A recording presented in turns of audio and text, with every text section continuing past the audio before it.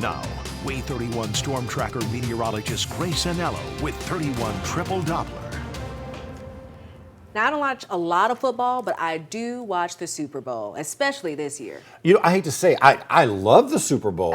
I just, not even the game, it's everything about it, the ads and everything. Yeah. But the problem is, on our schedule, I haven't watched it for years because I just can't afford to stay up that late. Oh, no, I still do it. What about you, Grace? So I love all things football. However, I am a New York Giants fan, and what we really love to do is lose every single game, and then right when we're about to get that first round draft pick, we win so that we move to the bottom of the pile and can't draft anybody. So that is always really fun to experience for me. 5:16 on your Monday morning. Take a look at this. Tracking some rain in the Tennessee Valley, a good bit of it in southern Tennessee, also sitting in our northern counties, but it's kind of scattered all across the area. The heaviest of that rain we're seeing is in fact in Limestone and Madison County, making its way right around Huntsville proper, town Madison, heading just east of Hazel Green, making its way towards Princeton.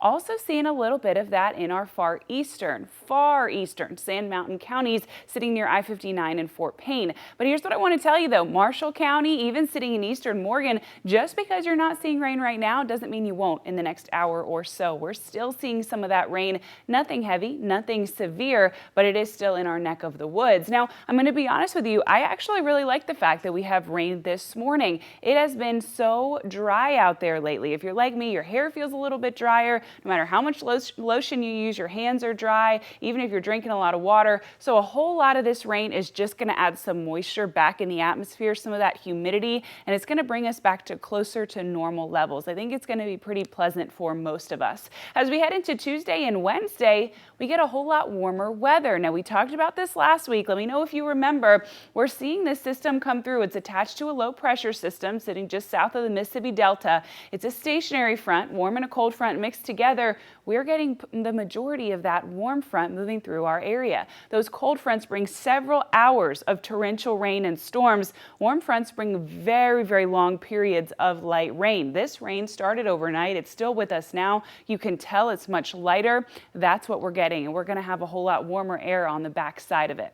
If you're leaving very early this morning, then you're going to have rain on your morning commute, but around 7:30, we start to see a good bit of that get out of our way. So if your morning commute is 8 a.m. and after, you're going to have a pretty much dry time as you're heading into the office or into school today. We will keep that cloud cover with us even as we head into this afternoon and the late afternoon.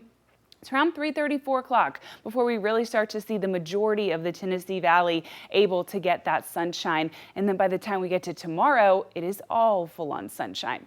The Way 31 Skycam network powered by Thompson Roofing and Construction showing those slippery roads. You can see it on 565 in Huntsville. You can see it there in Decatur. I'm telling you, those roads are slick, slick, slick. I'm telling you from personal experience. Temperatures are sitting in the low and mid 40s this morning.